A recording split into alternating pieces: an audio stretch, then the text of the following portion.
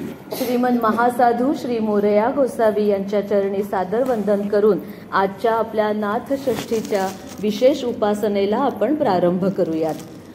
प्रियंतां खलु गणपत्य पथगा श्री मोरया योगिनो यै भ्रष्टै जगति तलं विमलतां कीर्त्या हि नीतं पुरा तेद्य श्रीपवनातटे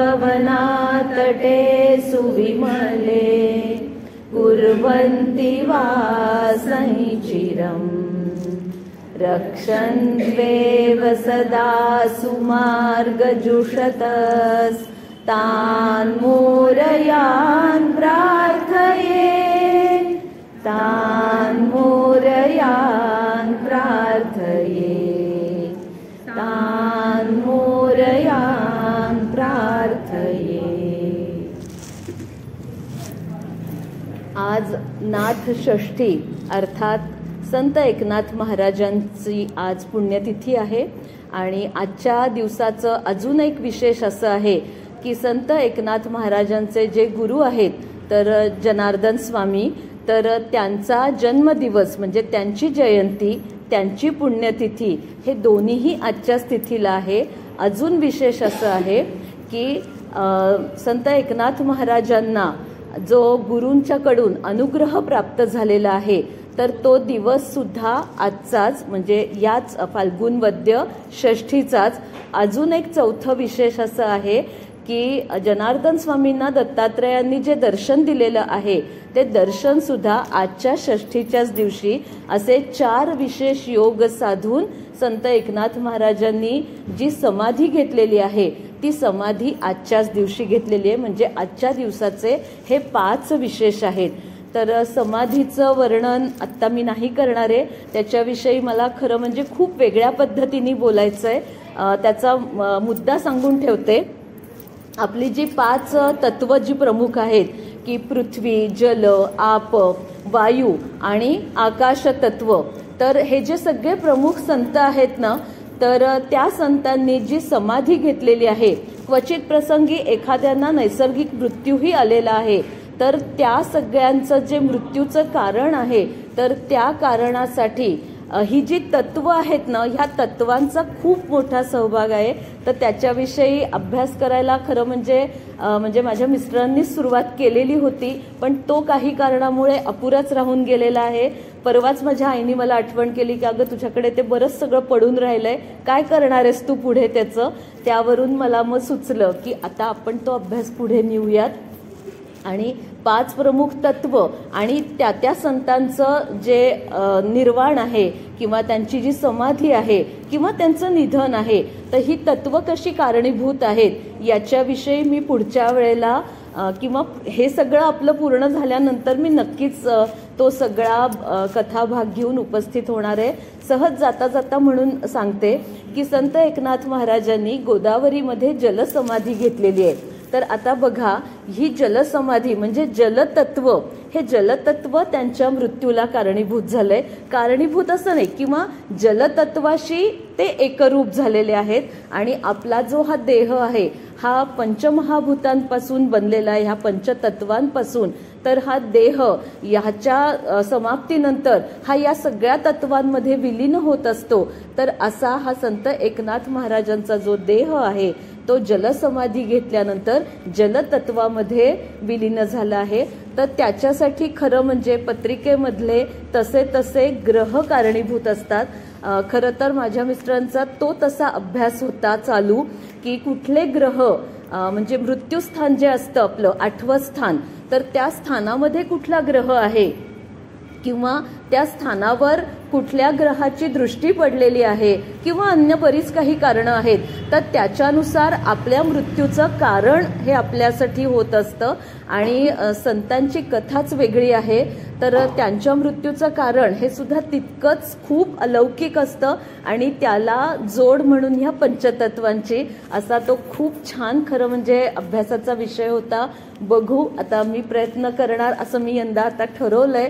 जसं मला शक्य होईल तसं मी आपल्या समोर घेऊन येईनच. तर जलतत्व आणि जलसमाधी म्हणजे नाथांची जलसमाधी आहे. प्रभू रामचंद्र सुद्धा शरयू नदीमध्येच त्यांनी आपला जो हा देहरूपी अवतार होता त्या देहाचा त्याग त्यांनी केलेला आहे. म्हणजे त्यांच्या पत्रिकेनुसार तसा तसा त्या ग्रहाचं प्राबल्य नक्की असणार. विषय तोच होता. माझा ज्योतिषाचा अभ्यास नाही त्यामुळे मला हे खरं म्हणजे कठीण जाणार आहे. बघू आईची काही मदत मिळाली काही शक्य झालं तर मी माझ्या पातळीवर अभ्यास करायचा प्रयत्न करणार आहे. तर आज नाथषष्ठीच्या निमित्ताने मी 2 प्रमुख मुद्द्यांवर आपल्यासमोर काही कथाभाग घेऊन इथे उपस्थित आहे. एक म्हणजे मराठी ही आपली मातृभाषा आहे, बहुतेकांची आहे. एखाद दोघी जणी असतीलही इथे की ज्या अमराठी आहेत. तर मराठी भाषेचा गौरव तर तो नाथांनी कसा केला त्याचा कथाभाग आहे. आणि नाथांच्या बालपणी ऐकलेल्या कथा बहुतेकांना माहितीये. पहिली कथा म्हणजे ती 2 आणे हिशोबाची चूक जी झाली, मग त्याच्यानंतर गुरूंचा त्यांना कसा अनुग्रह मिळाला, नाथांना त्या मलंग रूपात दत्तात्रेयांनी कसं दर्शन दिलं, पुढे ती नाथांनी त्या छोट्या मुलाला कसं खांद्यावर उचलून घेतलं, त्यांच्या श्राद्धाच्या वेळेला त्यांनी कसं इतरांना ते जेवण दिलेलं आहे वगैरे. या सगळ्या कथा आपल्याला बहुतेकांना माहिती आहेत. त्याच्यापेक्षा काहीतरी वेगळं सांगायला पाहिजे. आणि मला स्वतःला मराठी भाषेचा खूप प्रेम आहे, खूप अभिमान आहे. म्हणून म्हटलं ज्याला जसं आवडतं ना त्याला ते तसंच सापडतं. तर तसा मला हा मराठी भाषेचा गौरव जो नाथांच्यामुळे झाला तर त्या गौरवाची कथा मला सांगायला आवडेल. आणि दुसरं असं जे लोक आता गीता पाठाला इथे येतात तर त्यांनी बघितलं सुरुवातीला आपण गीता पुस्तकाची छोटीशी दिंडी काढत होतो. नंतर पुढे वेळेअभावी म्हणा किंवा देवळाची जागा छोटी म्हणून तो दिंडी प्रकार थोडासा मागे पडला, विस्मरणात गेलेला नाहीये. पण शेवटी काही तात्कालिक कारणांवर काही गोष्टी अवलंबून असतात. तर ही ग्रंथदिंडी जी आहे ही मोठ्या मोठ्या साहित्य संमेलनांमध्ये एक प्रमुख आकर्षणाचा भाग असतो. म्हणजे आपल्या इथे जेव्हा 17 साली पिंपरीमध्ये मराठीचं साहित्य संमेलन भरलं होतं तेव्हा आपल्या चिंचवड देवस्थानचा खूप मोठा त्याच्यामध्ये सहभाग होता. त्यावेळेला जी ग्रंथदिंडी काढलेली होती तर त्याच्यामध्ये मोरयाचे जे सगळे काही ग्रंथ आहेत तर त्या सगळ्याची उत्तम प्रकारे मिरवणूक केली होती. आणि त्या ग्रंथदिंडीसाठी जी पालखीची व्यवस्था केली होती तर त्या पालखीच्या व्यवस्थेमध्ये श्रीधरनगरच्या दत्त मंदिरांनी एक खूप चांगला सहयोग दिला होता. कारण माझे स्वतः मिस्टर DY पाटीललाच असल्यामुळे या सगळ्या छोट्या छोट्या गोष्टींमध्ये ते सहभागी होते. म्हणून मला हा सगळा भाग एक खूप आवडीचा भाग आहे की ग्रंथदिंडी ते साहित्य संमेलन आणि ते सगळं मला नाथांच्या चरित्रात जेव्हा वाचायला मिळालं तेव्हा असं वाटलं की काहीतरी विशेष कारणाने हा एक कथाभाग आपण सगळ्या लोकांपर्यंत अवश्य पोचवला पाहिजे. तोच कथाभाग मी आता आपल्या समोर सादर करणार आहे. नाथांचे सद्गुरू जनार्दन पंत तर त्यांच्या उपदेशानुसार नाथ जेव्हा थोडेसे बालवयात म्हणजे नाशिक त्र्यंबकेश्वर इथे गेलेले होते त्यावेळेला त्यांना जनार्दन पंतांनीच आज्ञा दिलेली होती आणि चतुश्लोकी भागवत लिहिण्याचं त्यांना उपदेश केलेला होता. आणि नाथांनी त्र्यंबकेश्वर क्षेत्रामध्ये हे चतुश्लोकी भागवताची रचना अत्यंत रसाळवाणीमध्ये केलेली आहे. सर्व श्रोते असे बसलेले आहेत. जशी ज्ञानेश्वर माऊलींनी ज्ञानेश्वरी ही उत्स्फूर्त आणि ओघवती सांगितली आहे त्याचं कुठलीही पूर्वतयारी नव्हती. घरी कुठलेही मुद्दे काढून आणलेले नोट्स, मग कागद हा चाळू का ही चिठ्ठी चाळू अशा पद्धतीचं ज्ञानेश्वरीचं काव्य हे माऊलींना स्फुरलेलं नाही. तर ते अत्यंत उत्स्फूर्त आतून आलेलं आहे आणि तो बोलविता तर साक्षात भगवंतच आहे. आणि तसंच नाथांनी सुद्धा हे चतुश्लोकी भागवत आहे याची रचना समक्ष जनार्दन पंत स्वामींच्या सान्निध्यात केलेली आहे. आणि त्यावेळेला सगळ्या नाशिककरांनी, त्र्यंबकेश्वर क्षेत्रामधल्या सर्वांनी नाथांची वाहवा केलेली आहे. आणि जनार्दन पंतांना तर तो सगळा क्षण असंच वाटत होतं की साक्षात नाथ म्हणजे माऊलींचंच पुढचं एक रूप आहे आणि आपण आज निवृत्तीनाथांच्या स्थानी त्यांचे गुरु म्हणून आहोत. तर इतका हा हृदय सोहळा होता. याच्यानंतर पुढच्या काळामध्ये जेव्हा नाथांनी भागवताच्या 11 स्कंधावर मराठीमध्ये टीका लिहायला चालू केली, तो हा आजचा कथेचा प्रमुख भाग आहे. नाथांची भाषा, मराठी भाषेवरचं प्रभुत्व आणि मुळातच अत्यंत रसाळ वाणी, त्या वाणीला भगवंताच्या नामस्मरणाचा गोडवा लाभलेला. त्यामुळे हे जे भागवत स्कंदावरचं जे त्यांची ही टीका जी चालू झाली होती, अत्यंत सहज सोपी आणि मुळातच नाथांचं जे सगळंच कार्य आहे तर आपल्याला ठाऊक आहे, तर त्यांचं कार्य सुद्धा हे समाज प्रबोधनाचं मुख्य करून कार्य आहे की जो तळागाळातला समाज आहे त्या समाजाला वर आणण्यासाठी नाथांनी कार्य केलंय.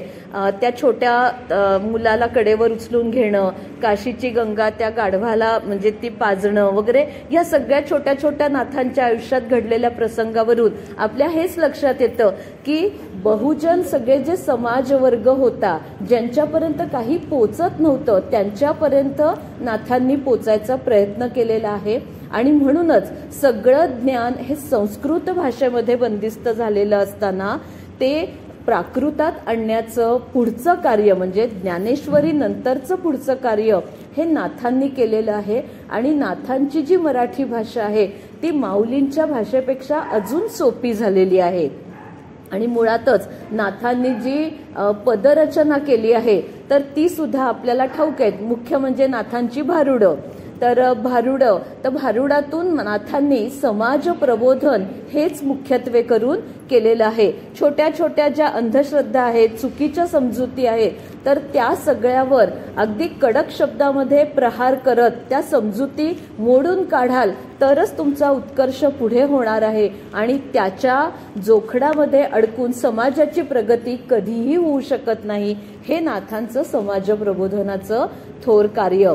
आणि हाच सगळ्या कार्याचा त्यांचा मुख्य हेतू किंवा त्यांचं जीवन कार्य हेच असताना त्यांनी साहजिकच भागवताच्या 11 स्कंधावर मराठी भाषेतून काव्यरचना सुरू केलेली आहे. आणि खूप मोठं आहे हे सगळं, आपल्याला सगळ्यांना माहिती आहे. भागवताची पण आपण पारायण करतो, खूप मोठा आहे तो सगळा ग्रंथ, म्हणजे ते भांडारच आहे खरं म्हणजे. आणि त्यावेळेला माहितीये की सगळी जी ही हस्तलिखित स्वरूपात ह्या सगळ्या पोथ्या उपलब्ध असायच्या. धडाधड आपण किती जाऊन, आता तर अजून सोपं झालं. म्हणजे आपण जेव्हा कॉलेजमध्ये होतो त्यावेळेला आपण झेरॉक्सच्या दुकानासमोर गर्दी करून उभं राहायचो आणि किती जणी तुझ्या माझ्या असं मिळून आपण तेवढ्या कॉपी काढून आणायचो. आणि अगदी मला आठवतंय ते 35 पैशाप्रमाणे एक एक पानाचा हिशोब करून आपल्या सगळ्या मैत्रिणींकडून ते पैसे घ्यायचो. कारण ते पैसे आपले स्वतःचे कमवलेले नसायचे ना, आपल्या आई वडिलांनी आपल्याला ते पैसे दिलेले असायचे. त्यामुळे त्या पैशाचा योग्य तो हिशोब झाला पाहिजे ही सुद्धा प्रामाणिक भावना आपली त्याच्या मागे असायची. म्हणून तो 35 पैशाचा हिशोब करून तुझी 15 पानं माझी 40 पानं असं आपण सगळं करत होतो. असो, तो प्रामाणिकपणा अशा आपल्या छोट्या छोट्या गोष्टीतून, आपल्या संस्कारातून, आपल्या मातीतून आपल्या तनामनात रुजलेला असतो. आणि ही माती आपल्याला जी लाभली ती महाराष्ट्राची माती आणि अर्थातच ती मराठी मनांची कथा आणि गाथा सांगणारी माती आहे. याच मराठी भाषेचा गौरव नाथांनी केला. तर त्यावेळेला त्यांचं जेवढं काही भागवत आतापर्यंत सांगून झालं होतं तर त्याच्या हस्तलिखित प्रती, त्यांचे हाताखालचे म्हणा किंवा अशी काही ना त्यावेळेला परवानगी वगैरे हा भागच नव्हता. आता म्हणजे बघितलं का तुम्ही, एवढंसं छोटंसं 25 पानाचं पुस्तक छापतात आणि त्याच्यावर पहिल्या पानावर एक नोट लिहिलेली असते, सर्व हक्क प्रकाशकाचे स्वाधीन, सर्व हक्क लेखकाचे स्वाधीन. अहो, इतका प्रश्न पडतो की आता एवढंसं काय 4-2 ओळी त्यांनी लिहून पुस्तकं छापली आणि समजा जर मला त्यातलं काही घ्यावंसं वाटलं, कुठे मला वाचावंसं वाटलं तर अरे देवा, आता ह्यांना कुठे जाऊन गाठा, त्यांना कुठे फोन करायला जाल ना तर ते फोन नंबर आता अस्तित्वात नसतात बरं का. म्हणजे ह्यांची मग मनाला रुखरुख, नको बाबा मग यांच्या पुस्तकातलं काहीच घ्यायला नको, कारण चुकून कुठेतरी कारण पृथ्वी गोल आहे ना, कुठेतरी ह्यांना कळलं तर हे मला डायरेक्टच येऊन विचारतील ना की अहो असं कसं तुम्ही ताई आमच्या पुस्तकातलं, म्हणजे ते वाङ्मय चौर्य कर्म वगैरे असं काही घडायला नको. आणि हा संत महात्म्यांचा काळच इतका म्हणजे विलक्षण आणि इतका वेगळा की ते बोलत असताना त्यांच्या वाणीतून जे काही स्रवत होतं ते कुणीही लिहून घ्यायला तिथे परवानगी असायची. असंच त्यांनी आत्तापर्यंत जे भागवत सांगितलेलं होतं तर ते असंच त्यांच्या एका शिष्यांपैकीच एकाने ते हाती उतरवून घेतलं आणि जेवढं झालं ते घेऊन पुढे त्याच्या मनात आलं की आता काशी यात्रा करावी आणि म्हणून तो काशी यात्रेला गेला. आणि त्यांनी हे सगळं स्वतः श्रवण केलेलं होतं, एकनेक ओवी श्रवण केलेली होती. त्यामुळे त्या प्रत्येक ओवी मागे काय सार दडलेलं आहे किंवा त्याच्यामध्ये वाङ्मयाचा सुद्धा किती अभूतपूर्व गोडवा आहे किंवा त्याच्यामध्ये भगवंताचं प्रेम किती ओतप्रोत भरलेलं आहे त्या ओव्यांमध्ये, हे तो स्वतः जाणत होता. कारण त्यांनी ते स्वतः श्रवण केलेलं होतं. कारण श्रवण करताच त्यांनी त्याची नक्कल करून घेतलेली होती. आणि हे इतकं असं त्याला म्हणजे जाणीव होती की आज माझ्या हातात जे काही लिखित मी घेऊन काशीला आलोय तर हा एक विलक्षण किंवा एक अलौकिक ठेवा आहे आणि हा ठेवा मी माझे प्राण असे तो जपणार. आणि नुसताच जपणार म्हणजे बँकेच्या लॉकरमध्ये ठेवून मोकळा होणार का, तर नाही. पूर्वीच्या काळी जपणार याचा अर्थ वेगळ्या अर्थाने लोक घेत होते, खरोखर तो जपत होते. म्हणजे काय करत होते, तर आता वाङ्मय आहे तर त्याचं वाचन करायचं, जमेल तर एकट्याने, जमेल तर 4 श्रोतृवर्ग गोळा करून.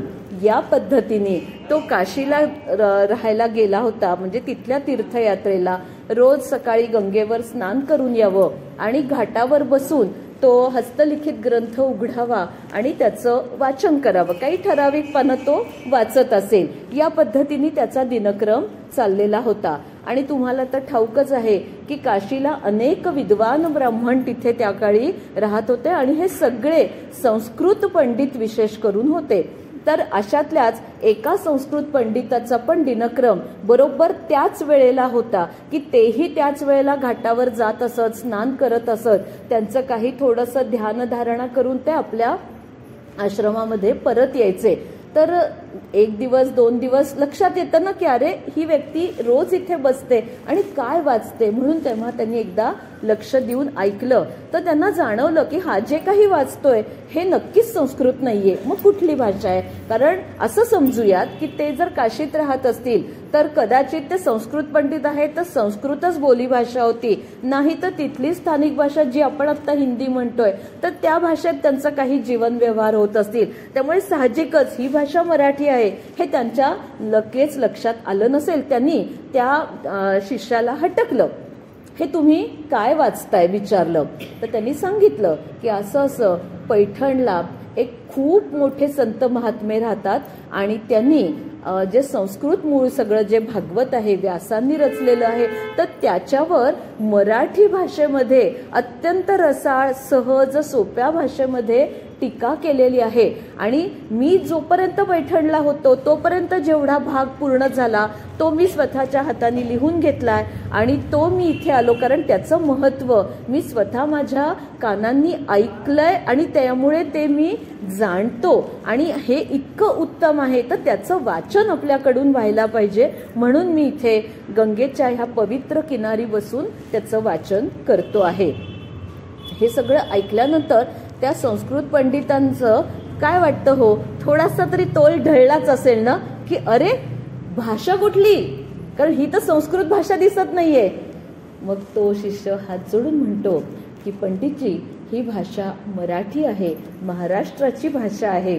तर अर्थात तुम्ही कल्पना करू शकता की हा संवाद मी तुम्हाला सांगते म्हणून तो मराठीतला आहे. तो संवाद कदाचित संस्कृतमधलाही असू शकतो, कदाचित हिंदीमधलाही असू शकतो. आपल्याला काही तिथपर्यंत जायचं नाहीये. आपण हिंदी कसं बोलतो ह्याचा नमुना आपल्याला सादर करायचा नाहीये, कथाभाग महत्वाचा आहे. तर हे ऐकल्यानंतर संस्कृत पंडिताची तर तळपायाची आगच मस्तकाला पोचते आणि ते म्हणतात की सगळं ज्ञानभांडार हे फक्त आणि फक्त संस्कृत भाषेमध्येच असणं अपेक्षित असताना हा कोण कुठला पैठणचा माणूस आणि हा मराठी भाषेमध्ये टीका करतो. बरं तो करतो तुम्ही इतके लोक त्याच्या टीका ऐकायला उपस्थित राहता, सगळे ऐकून येता, तुम्ही त्याचं जे काय ते बोलत होते तर ते सगळं लिहून घेतो. बरं घेतो इथं काशीमध्ये येतोस आणि काशीमध्ये आमच्या नाकावर टिचून तू गंगेच्या तीरावर इथे बसतोस आणि त्याचं वाचन करतोस, हे तू खूप घोर पातक करतोयस. तर त्याच्यावर अर्थातच तो शिष्यही घाबरतो, कारण त्याची तेवढी पात्रता नाही हे तो स्वतः जाणून असतो. असं म्हणतात ना, ज्यानी त्यांनी आपली पायरी ओळखून वागलं ना की समोरच्याला ना फार आपला अपमान करायची संधीच राहत नाही, लगेच क्षमेमध्ये त्याचं रूपांतर होतं आणि तो त्यांच्या चरणस्पर्श करून त्यांना वंदन करतो, त्यांची क्षमा मागतो. तो म्हणतो माझ्याकडून अजाणतेपणी मी काही थोडंसं उणं बोललो असेल किंवा माझ्याकडून माहिती देताना काहीतरी कमी झाली असेल, पण जे हे आहे ते हे असंच आहे, तुम्ही ऐकणार का, असं त्याच्या अगदी ओठावर शब्द आलेले असतात, पण ते विचारण्याचं काही त्याला धाडस होत नाही. आणि मग ते पंडित घरी निघून जातात. दुसरे दिवशी ते येतात. आता त्यांची अशी अपेक्षा असते की काल ह्याला चांगला फटकारलाय तर हा हिंमत नाही करणार की हा आज इथे येऊन बसेल आणि पुन्हा त्याचं वाचन चालू ठेवेल. ते आपल्या नादात ना ते पुन्हा दुसरे दिवशी बघतात तर पुन्हा तिथे तो तसंच वाचन करत असतो. आता मात्र ते खूपच संतापतात.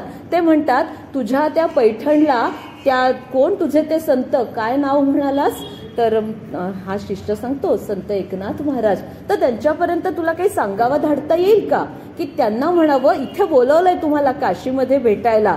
बघा स्थानाचा महिमा कसा बदलला.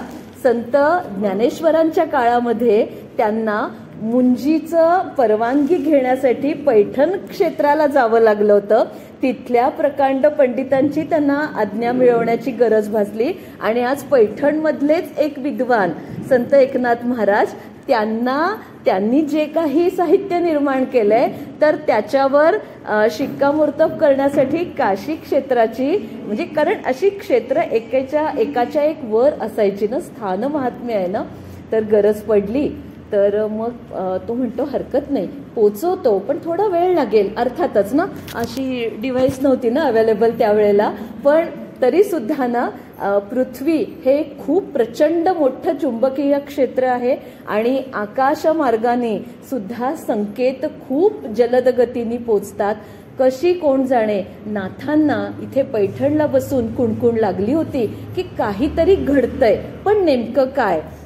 आणि लवकरच त्यांच्यापर्यंत सांगावा आला की तुम्हाला काशी क्षेत्रातल्या पंडितांनी जाहीर सभेमध्ये बोलवलेलं आहे. पूर्वी अशा विद्वानांच्या जाहीर सभा व्हायच्या, तिथे वादविवाद रंगायचे, तुमचं ज्ञान काय त्याची ही अशी समोरासमोर वायवा व्हायची, जी आता PhD साठी किंवा साध्या छोट्या छोट्या परीक्षांसाठी सुद्धा लहान मुलं घाबरतात ना, आई माझी उद्या ओरल आहे, ओरल, तर ती ओरल अशी जाहीरपणे व्हायची. आणि त्यावेळेला पैठणला नाथांना हे कळल्यावर नाथ शांती ब्रह्म ते म्हणतात हरकत नाही, चला त्यानिमित्ताने काशीचं दर्शन होईल. खरं तर त्याच्या आधी नाथ गुरूंच्या आज्ञेनुसार सर्व भारत दर्शन करून आलेले असतात, पण काशीचं ते सगळाच न हा भाग सकारात्मक पद्धतीने बघतात की अरे मला काशीचं बोलावणं आलंय, काशी विश्वनाथाने मला त्याच्या दर्शनासाठी बोलवलंय, जाऊयात की मग काय हरकत आहे. असं म्हणून त्यांचे मोजके शिष्यवर्ग जेवढं काही त्यांच्या ग्रंथाचं लेखन झालेलं आहे त्याच्या प्रती ज्या त्यांच्या शिष्यांनी त्यांच्या हाताखालच्या मंडळींनी केलेल्या असतात त्या सगळ्या घेऊन नाथ पैठणहून काशीला पोचतात आणि तिथे गंगेच्या तीरावरच भेट घ्यायची ठरलेली असते आणि ह्या पंडितांच्या समोर भेट होते. पंडित त्यांना अर्थातच म्हणतात आणि या संपूर्ण प्रवासामध्ये नाथ हाच विचार करत असतात की तळागाळातल्या लोकांना ज्ञान भांडार खुलं होण्यासाठी खरं म्हणजे मी मराठी भाषेमध्ये ही सगळी टीका केलेली आहे. याच्यात असा भगवंता माझ्या हातून प्रमाद तो काय झाला. खरं म्हणजे सगळ्या भाषा फक्त ह्या तुझ्याचपासून सरस्वती देवता, वाग्देवता तिच्यापासूनच तर सगळ्या आलेल्या आहेत. आणि आपल्याला ती ओवी माहित असेल, शाळेमध्ये निबंधामध्ये त्याचा वापर केलाय ना, की संस्कृत भाषा देवे केली आणि प्राकृत काय चोरापासून आणली. हाच विचार नाथ सुद्धा करत होते मनातल्या मनात, की मग अशाने तळागाळातला समाज खरं तर माऊलींनी पण तोच प्रयत्न केला होता. आणि म्हणूनच भागवत धर्म वारकरी पंथाची स्थापना झाली होती. 18 पगड जाती जमातींना याच्यामध्ये समाविष्ट केलेलं होतं. मग यांच्यापर्यंत हे बंदिस्त असलेलं ज्ञान पोचणार कसं? आणि मी फक्त तोच प्रयत्न केलेला आहे. मला कुणाही संस्कृत पंडितांचा याच्यामध्ये अवमान करण्याचा कुठलाही यत्किंचितही मनामध्ये हेतू नाही. आणि तरीही भगवंता, जर माझ्या हातून हे सगळं मी आत्तापर्यंत केलेलं तरीही जर चुकीचंच वाटत असेल तर तू क्षमा. आणि त्याच्यासाठी जो ते मला दंड देतील काशीचे विद्वान, कारण ते खरोखरचे विद्वान आहेत, आणि तो दंड सुद्धा मी स्वीकारायची माझी मनाची पूर्ण तयारी आहे. असं म्हणूनच नाथ त्या विद्वानांपर्यंत जातात आणि त्यांना तिथे ते लोटांगण घालतात आणि पहिल्यांदा ते क्षमा मागतात. शांती ब्रह्म जे उच्च कोटीचे संत महात्मे असतात त्यांची ही खूणच असते की ते अत्यंत क्षमाशील असतात. ते दुसऱ्यांना तर क्षमा करतातच, पण पटकन आपणही दुसऱ्याची क्षमा मागून लगेच मोकळे होऊन जातात. मनामध्ये कुठल्याही प्रकारची आढी ते ठेवत नाहीत. ते सगळं झालं. अजूनही ह्या पंडितांचा तोरा मात्र जसाच्या तसा. आम्ही काय ऐकतोय की भागवताच्या 11 स्कंधावर तुम्ही मराठी भाषेमध्ये टीका करताय म्हणे. हे योग्य आहे का? हा केवढा मोठा घोर अवमान आहे. सगळ्याचाच अवमान आहे. एक तर त्या परमात्म्याचा अवमान आहे. व्यासांनी एवढी सगळी संस्कृतची ग्रंथरचना केलेली आहे तिचा अवमान आहे. वाङ्मय, वाणी देवता, सरस्वती कुणाचा म्हणून तुम्ही अवमान केलेला नाहीये.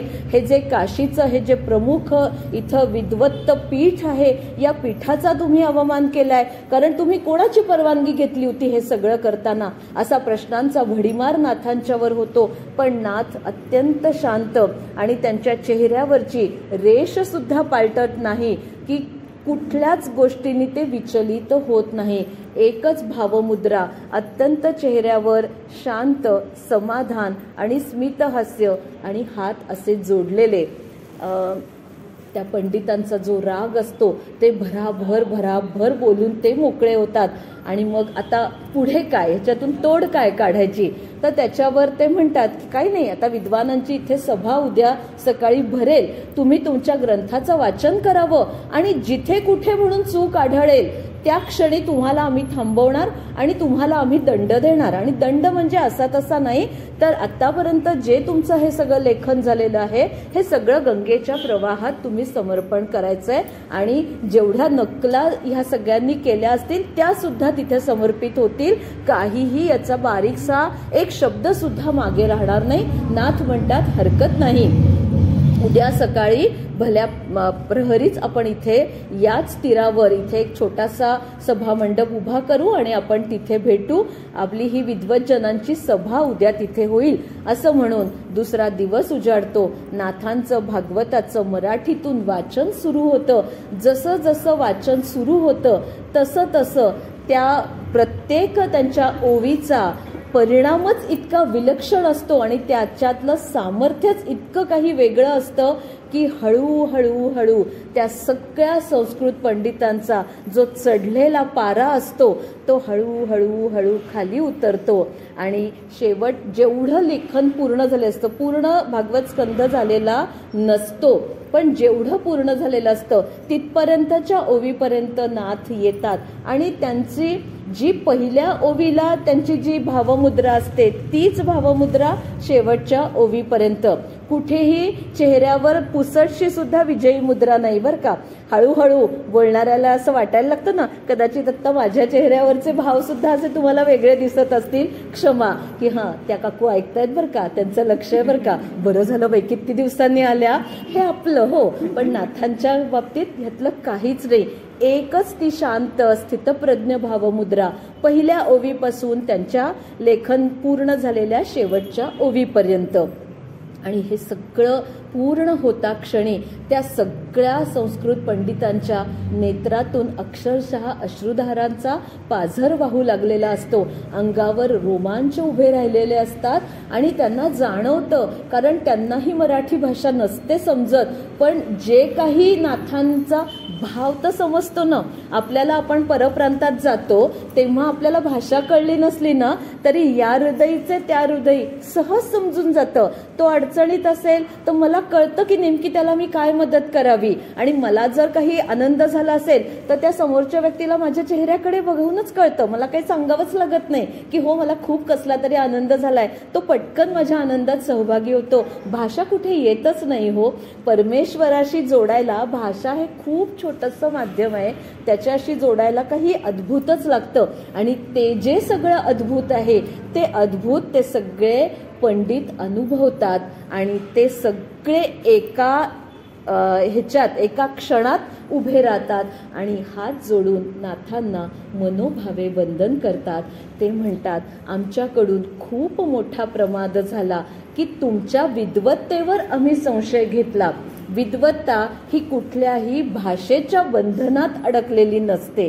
कारण तुम्हाला माहितीच आहे ना, निसर्ग कवी बहिणाबाई चौधरी अहो शेतामध्ये काम करता करता अहिराणी ही जी मराठीचीच एक उपभाषा आहे त्या भाषेमध्ये त्या बहिणाबाईंनी काय सुंदर काव्यरचना केली आहे. आपण शाळेत सुद्धा त्यातली काही पदं त्यातल्या काही कविता आपल्याला होत्या, आठवत आहेत का? मन वढाय वढाय, मन वढाय वढाय म्हटलं ना की अक्षरशः हातातलं काम सोडावं आणि आकाशात एक मस्त फेरी मारून यावी असं वाटतं की नाही. म्हणजे त्या शब्दांची ती ताकद, त्या शब्दांपेक्षा सुद्धा ना त्यातला तो भाव इतका चटकन आपल्यापर्यंत पोचतो. आणि अशी ही परमेश्वरापर्यंत पोचण्यासाठीचं हे प्रभावी माध्यम आहे.